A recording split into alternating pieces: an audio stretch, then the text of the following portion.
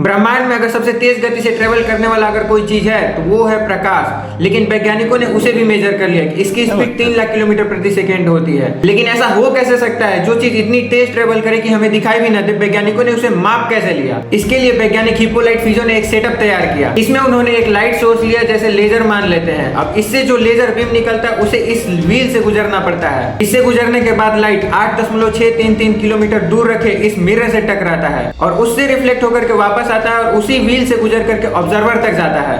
अब फिजो ने क्या किया कि व्हील को रोटेट करने लगे और उसकी स्पीड तब तक बढ़ाया जब तक से लाइट कंप्लीटली ब्लॉक ना हो जाए। लाइट ब्लॉक होने का मतलब यह है कि जब तक से मिरर से लाइट रिफ्लेक्ट होकर वापस आया तब तक व्हील का दित रोटेट हुआ और उसका दित सामने आ गया, जिससे लाइट ब्लॉक हो गया। मतलब लाइट को जितना टाइम इस दूरी को कवर करने में लग रहा है उतना ही टाइम इस व्हील को रोटेट होने में लग रहा है। अब फिजो के पास में व्हील की रोटेशन फ्रीक्वेंसी और दित की संख्या थी और लाइट के द्वारा तय की गई दूरी थी। तो अब फिजो ने इन सभी वैल्यूज को फार्मूला में रखा और कैलकुलेट किया तो आंसर आया 3,13,000 किलोमीटर पर सेकेंड। हाँ, ये वैल्यू थोड़ा सा ज्यादा है, लेकिन उस टाइम के हिसाब से ये वैल्यू बहुत ही ज्यादा एक्यूरेट था।